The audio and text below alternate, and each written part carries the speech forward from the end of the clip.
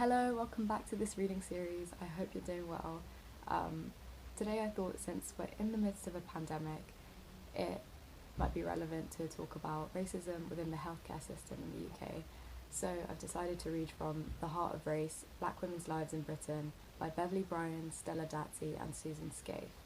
And just before I begin, I just want to say that it's written in the first person and I'll be reading it this way, but clearly I'm not a black woman and this does not reflect my experiences.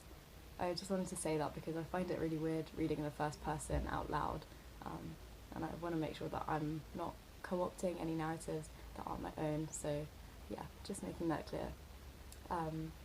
With that said, let's begin. When black women began arriving in Britain after the Second World War to provide the newly established National Health Service with much needed labour, we came into a service which regarded us not as potential clients, but as workers. Our role was to become the nurses, cleaners and cooks who would supply and maintain the service for others. From the very beginning, the NHS had one purpose: to replenish this country's labour supply with fit, white, male workers. 6 years of war and devastation had led to a renewed popular demand for homes fit for heroes, and this demand could not be ignored, particularly by a Labour government keen to establish itself as a champion of the working classes. The creation of the NHS enabled the needs of capitalism to be reconciled, albeit temporarily, with the demands of the people, and the import of black women's labour was the convenient, short-term means by which this goal would be achieved. Since we were never identified as potential consumers of the service, our health needs did not enter the debate about the kind of health provision the country would establish. The NHS was geared first and foremost to meeting the needs of the white man as economic producer, and to a lesser extent, those of the white woman as reproducer. These priorities have remained enshrined within the NHS ever since. They are reflected in every facet of the service, from the allocation of its resources to the structure of its workforce. As such, our treatment within the NHS is probably the most clear and damning indictment of our social and economic value to Britain. When we approach the health service as clients, we are confronted with a setup which is both directed and controlled by white middle-class men. This means that we can expect to face a barrage of assumptions about our race, class and sex by a profession which has no interest in the maintenance of our good health and little genuine insight into the factors in our lives which cause us to fall ill. Yet, because we are women, the health service is central to our lives. We cannot avoid using it. It is us who bear the brunt of the responsibility for our own and our family's health, and we have little choice but to deal with whatever alienation and abuse we happen to encounter. With sick children, elderly relatives, and the general needs of the entire family falling squarely on our shoulders, quite apart from our many specific health needs as women, it is little wonder that we frequent the hospitals, clinics and doctors' surgeries in such disproportionate numbers.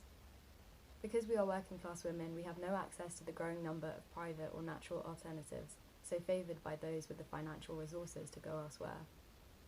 But above all, because we are black women, whether we seek treatment within or outside the NHS, we invariably find ourselves dealing with a profession which is fundamentally patriarchal and racist.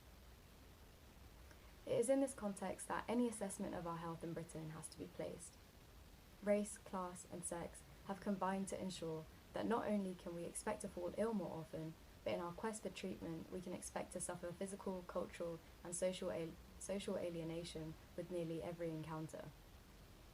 Moreover, now that the technological revolution and world recession have made capitalism's need for fit, white male workers less and less pressing, neither the NHS nor our labour are needed anymore.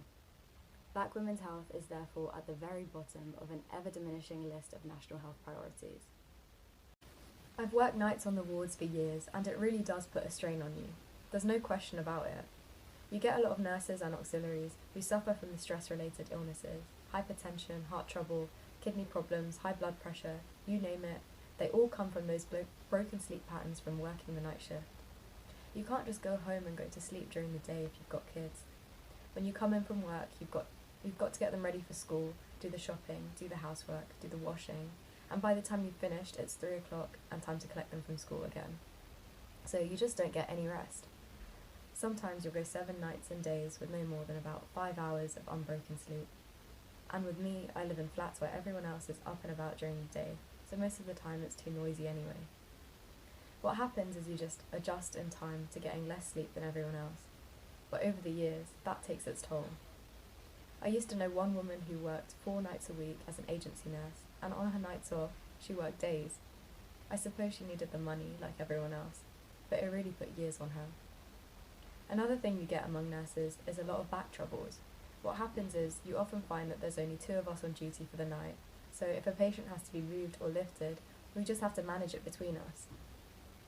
If you're on a medical ward or they've put you on geriatric, sometimes you'll get a patient of about 15 stone, or maybe someone who's senile and has thrown themselves out of the bed.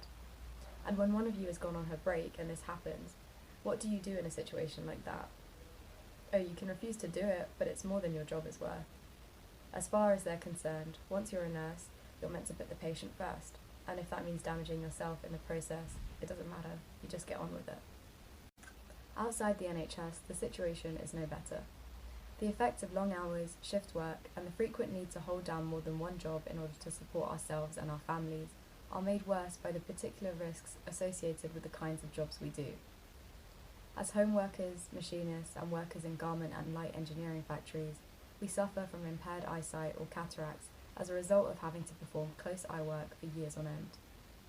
In non-unionised factories and sweatshops, where health and safety regulations are often non-existent, we regularly find ourselves exposed to dangerous substances and required to heave heavy equipment.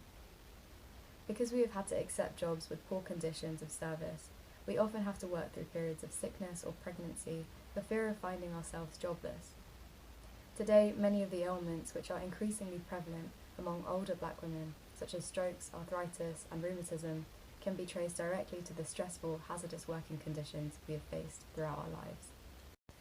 So I'm going to stop there just for the sake of time, but the book goes on to talk about social services and the breaking up of families, which is really interesting, and I think this whole chapter is so relevant and important to talk about because I don't feel like racism within healthcare is spoken about as much as it needs to be. So I hope you enjoyed that, and I hope you check out the rest of the book. I'll see you next time. Bye!